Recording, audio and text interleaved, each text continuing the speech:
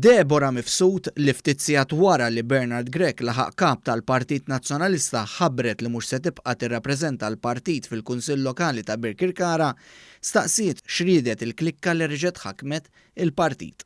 Il-Klikka taf xi jridu li r-Repubblika tieħu over. Mela Partit Nazzjonalista tar-Repubblika, mela Partit Nazzjonalista tal-Occupy Justice. F'intervista li siltiet minnha xxandru fil-programm follow-up li xxandar kull nhar tat-Tnejn filgħaxija fuq One, Mifsud spjegat għala telqet mill-Partit Nazzjonalista. Meta bihom tlifna 10 elezzjonijiet tal-Kunsilli u tal-Ewropa b'kollox, jew ħanippruvaw bidla. U votajt għall-bidla.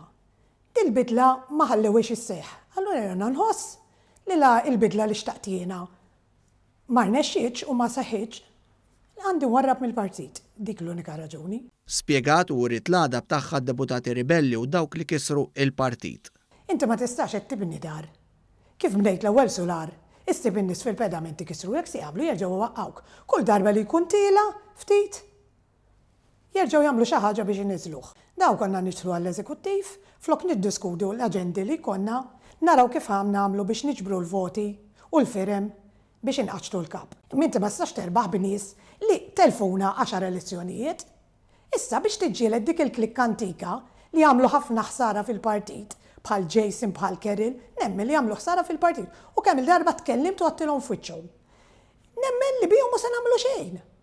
U ma jħallukx taħdem għax appena jagħmel xi ħaġa l-kap ġiex minuti wara jkissru ilu. Filwaqt li urid rispett lejn Bernard Grech, Deborah Mifsud sostniet li dan qatt ma kellu jikkontesta l-kap kontra Adrian Delija li kien il-kap. Naħlif lek laqqas qatt ma ntqajt miegħu jiena dar raġel, però it's not done li tikkontesta kap meta kap diġà għandna.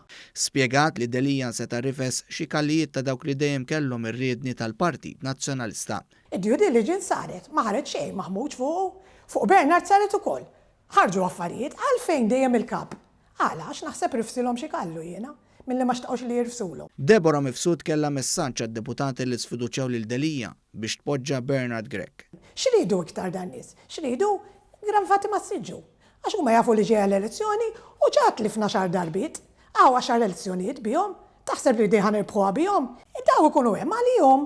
Xin jaraw il-kaptila, imorru jihdu ritratti, imorru konferenza stampa u jmorru kull fejn ikun. Xin jaraw il-kap nieżel joħroġ xi servej wara li jkunu xabaw it-tuħbissieq. Jerġgħu jwarbu u jmorru mal-oħrajn. Qalet il-fazzjoni ta' Simon Buzutti li neħħiet lil Delija biħdura u b'mod inġust. Mela tajjeb, dak iż-żmien Simon kienet komda għalih li nivvotaw it-tesserati għax tela Adrian ma kienx komda. Issa jew ħanimxu ferma kulħadd, jew ma ħanimxu ma' ħadd. Dik ġak tefat lura u kisret il-Partit. Jiena nara ħdura u azzjonijiet eżiena lej kap li at the end of the day ta' tinsix tellaħu it-tesserati u kienet deċiżjoni tal-amministrazzjoni ta' qabel li jivvutaw it-tesserati għal-kap. So jiena għalih naħseb il it was unfair. Dwar il-ħdura u l-azzjoni ħżiena, Deborah Mifsud qalqet billi ddikjarat li l-Partit Nazzjonalista m'għadux jappartjeni lilha. Naħseb li m'għadux partit li jappartjeni lili. Jiena kemm fil-Kunsill kemm kull min jafni jiena f'xi ħaġa ta' azzjonijiet ħżiena jew ta' ħdura ma noqgħodx, I'm sorry.